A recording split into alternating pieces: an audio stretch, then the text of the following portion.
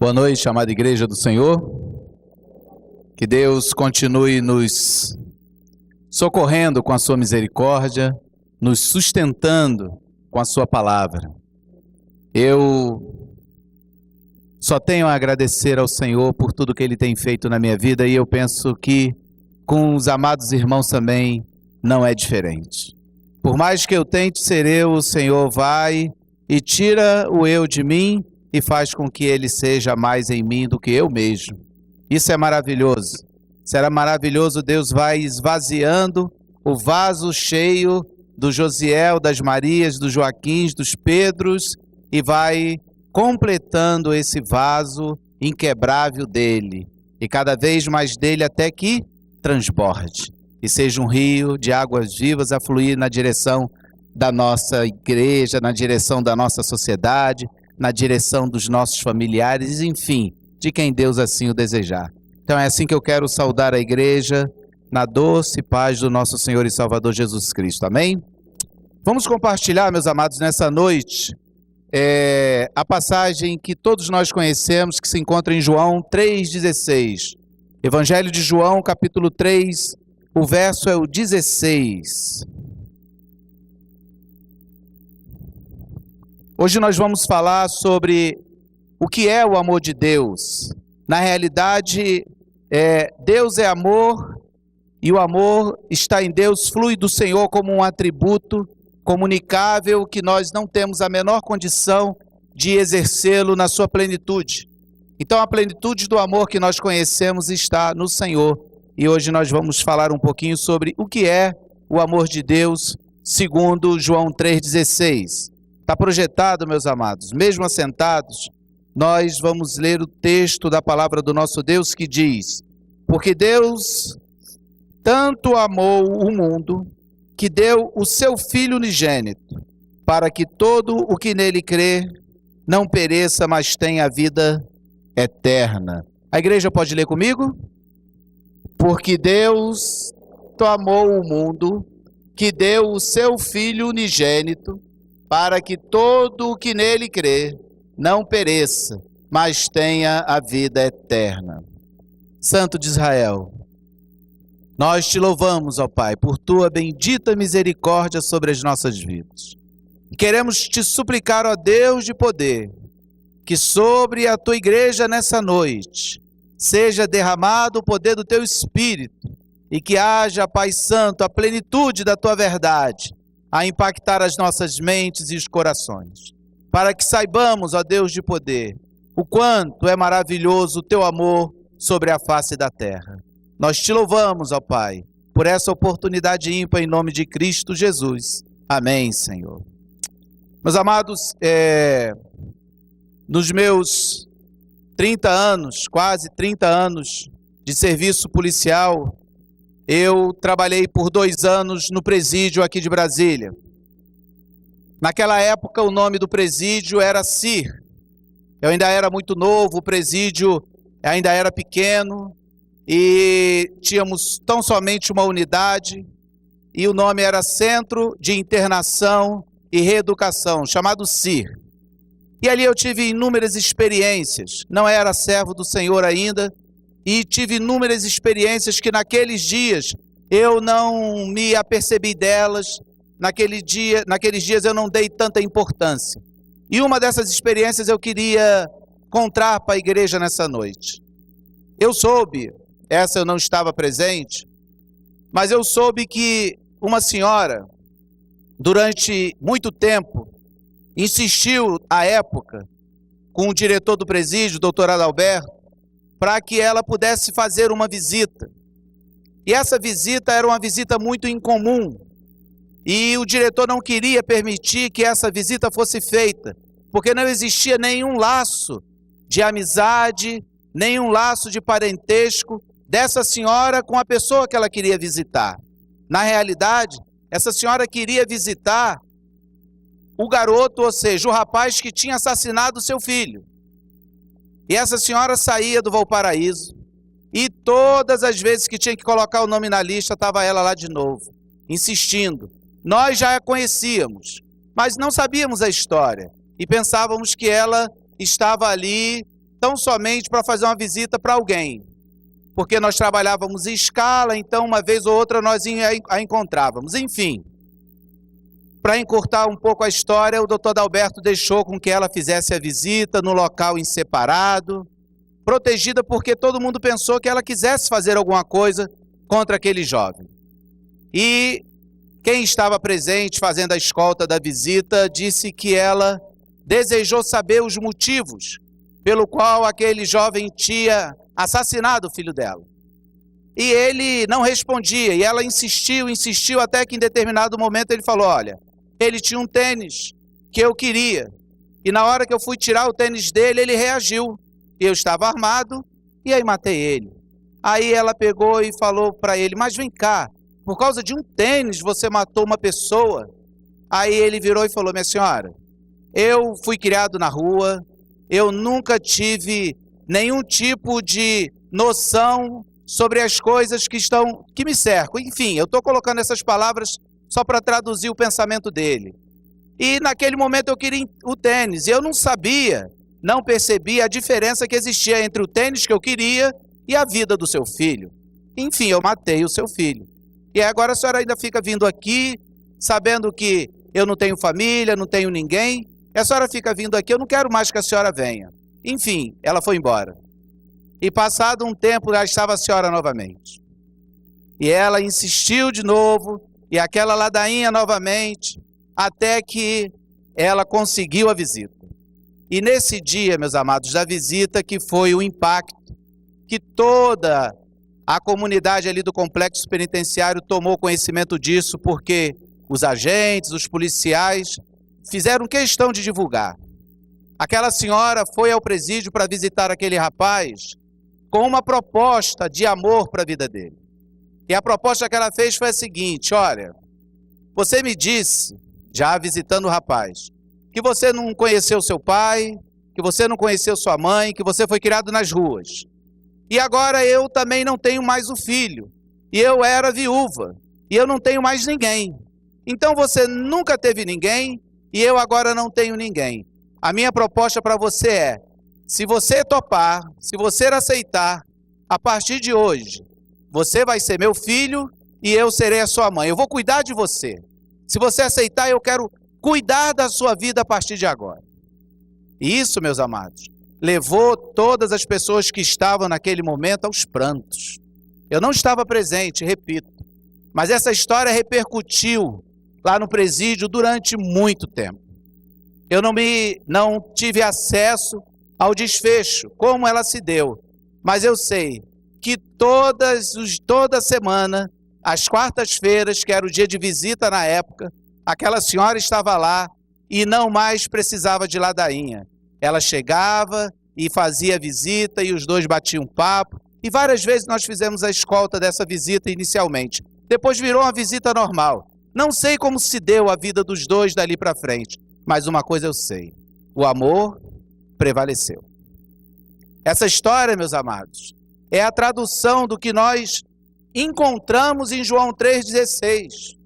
Porque Deus amou o mundo. Deus amou quem? E Deus deu quem? O seu filho. O seu filho que foi cuspido, rasgado, escorraçado por aqueles que ele morreu. Jesus morre por essa sociedade, uma sociedade que constantemente diz não para Cristo. Uma sociedade que a todo instante está dizendo para o Senhor: não, não e não. Mas o Senhor Jesus, meus amados, se entrega por essa sociedade. O Senhor Jesus vai na direção dessa sociedade e se doa totalmente. O texto diz que deixa claro que essa é uma das maiores manifestações de amor já retratada na história da humanidade. Não existe nada que supere a essa manifestação de amor que nós encontramos em João 3,16. Um amor que não tem egoísmo, um amor que não espera nada, um amor que não participa das relações de causa e efeito, ou seja, eu só dou se eu receber, se eu não receber eu não dou. É um amor tão somente que vai, é um amor tão somente que deseja fazer com que ele seja manifesto. Esse é o amor, meus amados, de Deus, é o amor que se manifesta no coração do Pai. Um amor que se doa, que não pensa em si, mas ele pensa tão somente no autor desse próprio amor, que é o próprio Deus. Se nós formos verificar na palavra do Senhor, meus irmãos, nós vamos ver que Deus e o amor se confundem, porque a autoexistência de Deus é uma manifestação de amor para nós, sua criação. E a manifestação do amor de Deus, ou seja, o amor que parte dele na nossa direção, é o que sustenta a nossa caminhada, é o que nos permite quebrantar a nossa vida e fazer como essa senhora fez por diversas vezes lá no presídio, que ela poderia ter desistido disso. Mas esse exemplo de amor, ele é doador, ou seja, é um amor que foge todo o nosso entendimento. Daí ele ser um atributo comunicável de Deus para as nossas vidas, mas muitas das vezes não ser compreendido, como nós acabamos de ler em 1 Coríntios, no capítulo 13. Ou seja, hoje nós conhecemos a sombra desse amor. Nós conhecemos o quê? Em parte. Uma hora, em determinado momento, nós conheceremos esse amor totalmente. O texto diz, meus amados, se nós olharmos a Trindade, nós vamos ver que o Filho, que é dado em João 3,16, ele na realidade se dá por nós e se dá pelo mundo em obediência ao quê? Ao Pai. Olha que coisa interessante. Existe um compromisso da própria Trindade com a Trindade. Na teologia, a gente chama isso de economia da Trindade, o Pai, o Filho e o Espírito Santo. Mas o Deus é um Deus o quê? Triuno, onde todas as ações acontecem sobre o Pai, o Filho e o Espírito concomitantemente. Então, se o Pai dá o Filho, na realidade, o Pai se dá e o Filho se dá. E isso, meus amados irmãos, é uma tradução do compromisso que Deus tem consigo mesmo, em resgate de quem? De nós. E isso nos traz uma garantia, uma segurança tremenda, porque o manutenedor dessa aliança, ou seja, do resgate, desse grande e imenso amor que nós louvamos, é nada mais, nada menos do que o próprio Deus. E isso, ele tem que palpitar aqui, ó. A gente aponta o coração porque na cultura ocidental nós temos o coração como centro de todas as coisas. Mas, meus amados, essa entrega que é motivada pelo amor supremo de Deus, ela preenche todo o nosso ser. Ela tem que preencher o que está fora da gente, que está dentro da gente. Ou seja, é uma manifestação do amor de Deus, de maneira que o objetivo desse amor nos atinja de forma que nós consigamos transbordá-lo de alguma maneira. Ele vem na nossa direção como se nós fôssemos um espelho. Ele bate em nós e reflete na direção de outras pessoas. É como se eu me olhasse no espelho, vendo a imagem de outra pessoa, quando eu recebo essa manifestação do amor de Deus sobre a minha vida. E é por isso, meus amados, que nós precisamos compreender que o final desse amor é nos conceder a vida eterna que há no Pai. O texto diz que ele nos amou de tal maneira para que todo aquele que nele crê não pereça, mas tenha a vida eterna. O amor, ele sempre tem um objetivo final. E o objetivo de Deus é resgatar os seus. É resgatar a humanidade que queira em Cristo Jesus. É resgatar a humanidade que sentiu o frescor do derramado sangue de Cristo e a ele se submeteu em obediência. Porque foi em obediência que a própria Trindade se submete à sua própria vontade. Ou seja, o compromisso que se manifesta em amor. O amor que nós conhecemos em parte. Mas nessa noite, meus amados, eu quero falar um pouquinho desse amor que nós conhecemos em parte, para ver se a gente consegue destrinchar em cima de João 3,16 alguns pedaços dele. E eu quero dizer para vocês que o amor de João 3,16 traz luz para o texto quando ele se manifesta como o amor de Deus, que é o que? Doador. O texto diz, e eu vou ler esse texto várias vezes para ele ficar bem guardado no seu coração, Eu sei que os irmãos já o têm, mas ele é muito importante porque ao longo do tempo ele parece que virou chavão, né? Uma frase qualquer, uma frase de efeito, não é. Ele produz e traduz em si mesmo muitos ensinos ainda, mesmo para aqueles que já o conhecem de cor. O amor de Deus, meus amados, segundo João 3,16, ele é doador. Diz o texto que Deus deu quem? Deu seu Filho. Ora, a palavra do Senhor nos diz que é possível que alguém doe alguma coisa ou algum sacrifício faça por aqueles que são justos.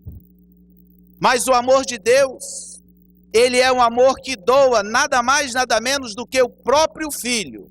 E dentro da economia da Trindade, ou seja, eu deixando o Pai no lugar dele, trazendo o Filho para cá, como é essa situação de eu pegar o meu filho e fazer com que ele seja doado por amor de muitas pessoas? Detalhe, inicialmente que vão dizer não para ele.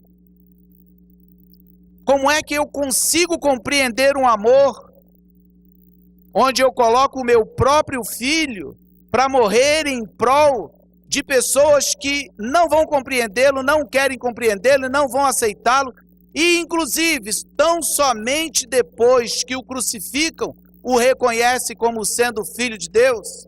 Nós vimos o centurião aos pés da cruz falando, esse verdadeiramente era o Filho de Deus. Quantos e quantos, meus amados, ao longo dos séculos e da história que nós conhecemos, se levantaram tentando traduzir o amor de Deus e na realidade eles estavam judicializando as suas vontades, os seus comportamentos, estabelecendo justiça sobre a vida das pessoas, muito distante desse amor. Porque o amor de Deus é o amor que vai na direção e doa, independente para quem ele esteja sendo doado. Jesus morreu, meus amados, primeiramente por aqueles que não aceitaram, segundo por aqueles que não eram seus. E toda essa humanidade foi sendo resgatada, foi sendo alcançada pela manifestação do amor doador do nosso Deus, que doou nada mais, nada menos do que o próprio Jesus Cristo. E nós precisamos compreender isso, porque numa noite de ceia, quando nós participamos desse elemento, nós estamos participando desse amor doador. E como nós já falamos aqui, o que nós temos para fazer agora com esse amor que é manifesto nas nossas vidas? Eu manifesto a Cristo e eu manifesto na direção dos meus irmãos. E eu o faço em doação. Eu o faço sem esperar retorno. Eu o faço como entrega. Nada mais, nada menos. Porque o que me motiva a isso não são as circunstâncias do momento. É tão somente a comunicação do amor de Deus doador que habita dentro do meu coração. Então, se você tem um amor, esse seu amor precisa ser um amor doador. Um amor que se entrega. Um amor que vai. E vai em nome do Senhor Jesus. O amor de Deus também, meus amados, diz João 3,16, que ele não mede esforços. Isso é muito fantástico, porque, como nós já falamos, Deus, ele foi e doou uma parte do seu tempo, ou ele doou uma parte da sua misericórdia, ou ele doou um pedaço da sua vontade, ou ele doou uma lasca da sua paciência. Não, Deus foi lá e entregou o seu Filho. E por que ele não mede esforços, meus amados? Porque ele doou o seu Filho unigênito. O que significa doar o seu Filho unigênito? Imagina Abraão com o cutelo levantado para sacrificar o seu filho unigênito. O filho unigênito da promessa, Isaac, porque Ismael já existia. Mas Deus estava, segundo João 3,16, entregando o seu filho unigênito. Ele não estava medindo esforços, em hipótese nenhuma, para poder fazer com que o projeto do reino, que é alcançar a humanidade, fosse estabelecido. E isso é um grande ensinamento para as nossas vidas. quando eu vou manifestar esse amor de Deus, eu não posso medir esforços.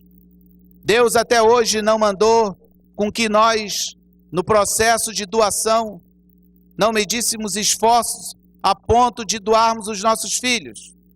Eu não conheço história que Deus tenha dito para que você pegasse o seu filho e doasse o seu filho para que morresse em qualquer tipo de causa. Isso daí é uma estrutura pagã, de deuses pagãos, e Deus aboliu esse tipo de procedimento quando Ele traz o único e verdadeiro Cordeiro, e traz não da vida e da história da criação, mas Ele traz de si, Ele traz da sua essência. O próprio Deus se encarna e Ele mesmo se doa, e Ele mesmo se derrama com o seu sangue em prol da humanidade, extinguindo definitivamente a necessidade de sacrifícios pagãos. Significa dizer, meus amados, que Deus nunca vai requerer isso da gente. Sabe por quê? Porque nós não temos condições de fazê-lo. Mas Deus precisou que fosse feito dessa maneira, para que nós compreendêssemos isso e estivéssemos na sua direção, e vivêssemos com Ele.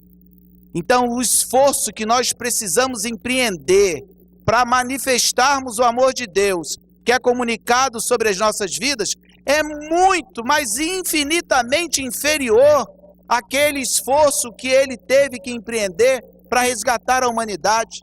A palavra do Senhor diz que Jesus estava com o espírito atribulado. A palavra do Senhor diz que antes de chegar ao Gólgota, Jesus estava em oração e Ele orou e Ele transpirou sangue. A palavra do Senhor diz que o próprio Deus clamou dizendo: se for possível, tira de mim, afasta-se de mim esse cálice. Ou seja, mas Ele sabia que aquilo era imperioso, que aquilo era determinante para cumprir com o projeto do reino.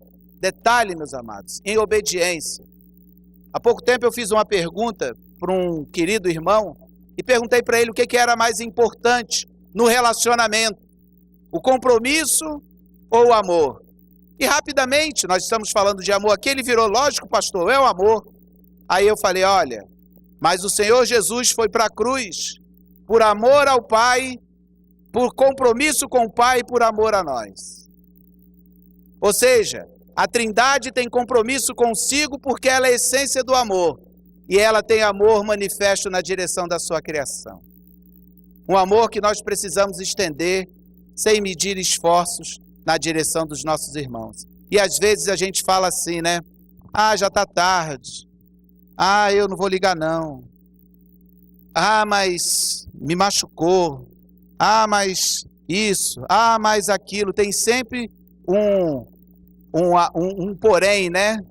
Um mais, para tratar a nossa caminhada, para justificar as limitações. E o Senhor não mediu esforços. E nós temos tido uma trena muito pequena para medir os nossos esforços na direção para amar os irmãos. A nossa trena é pequenininha, né? Ela não abre nada, né? Desse tamanho assim, ó, eu já não tenho mais condições de continuar manifestando esse grande amor que Deus manifestou sobre as nossas vidas. O amor de Deus também, meus amados, ele é resgatador. Diz o texto em João 3,16 que o Senhor Jesus, Ele deu o seu Filho unigênito para que todo o que nele crê, ou seja, o projeto do reino tinha como objetivo a manifestação do amor para trabalhar o coração das pessoas para que pudessem crer. Coisa muito interessante, Jesus fala assim, olha o compromisso da Trindade com a Trindade. Aquele que vê a mim, vê o Pai. Aquele que de mim se alimenta, por mim viverá. Se você beber da água que eu lhe der, você nunca mais terá sede. Ou seja, Deus, através da manifestação do amor, Ele traz para toda a humanidade o resgate. E Ele diz, para todo aquele que nele crê. E nós, meus amados, sabemos que a manifestação da crença que nós temos em Cristo Jesus, ela se dá pelo amor resgatador de Deus sobre a nossa vida.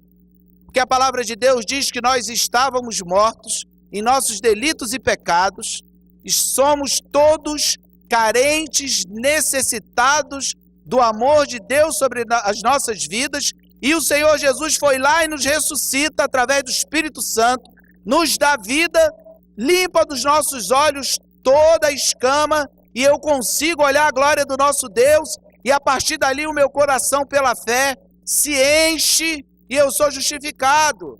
Ora, eu estava morto, o Senhor veio ao meu encontro e me atraiu e me amou primeiro e me trouxe para junto dele e me resgatou, porque ele se doou, porque ele não mediu esforços, porque ele queria me resgatar. E ele veio na minha direção, meus amados. E aí ele me faz viver.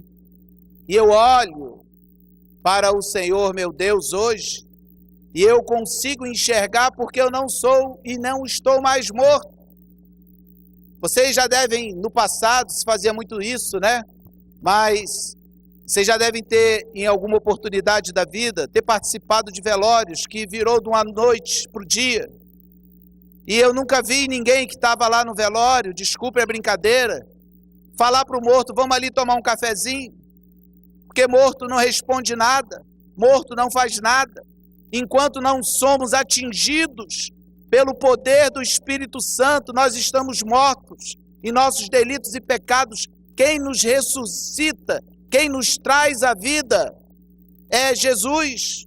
E Ele tem essa capacidade de fazê-lo porque Ele se entregou, Ele morreu e ressuscitou. Nós morremos em Cristo e ressuscitamos em Cristo.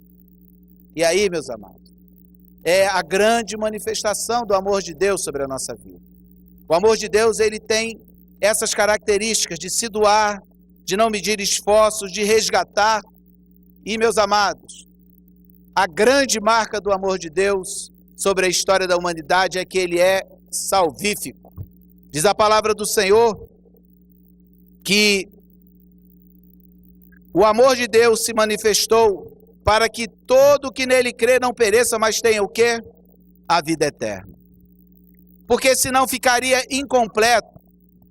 O Senhor morreu por mim, se entregou por mim, o Deus não mediu esforços, eu hoje creio no Senhor, e a pergunta é, para quê? Para quê? E eu não sei se vocês já pararam para pensar, mas antes da nossa consciência salvífica, em Cristo Jesus, nós iríamos e estávamos indo para onde? Preste atenção, não estou falando aqui de eleição, de predestinação, nada disso. Porque você só teve essa consciência teológica depois que você teve a sua consciência salvífica. Antes disso você não sabia de nada, porque você estava morto. Agora a pergunta que fica é, antes da minha consciência salvífica, manifestada pelo amor de Deus, eu estava caminhando para onde? Para o inferno. E segundo a palavra do Senhor, que nós estudamos hoje na Escola Bíblica Dominical, no juízo final, na ressurreição dos mortos, eu não iria passar para o julgamento e ser separado como bendito de meu Pai. Eu seria separado, como diz Mateus 25, como aqueles que não viram Jesus nunca com fome. Nada fizeram quando o viram com fome, com sede, com frio, preso, porque eles tão somente deixaram aquilo de lado.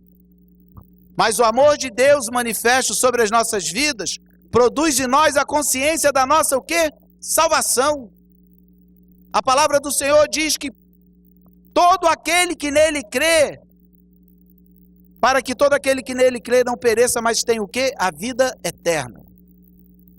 A vida eterna é algo que você se apropria por conta da manifestação do amor de Deus na sua direção. Não por conta do seu esforço, do seu muito querer. Em Romanos 9,16 está escrito que não depende de quem quer ou de quem corre, mas Deus de usar a sua infinita misericórdia. A palavra do Senhor diz que Ele vem aqui, e atinge o nosso peito com toda a força para que nós sejamos dele.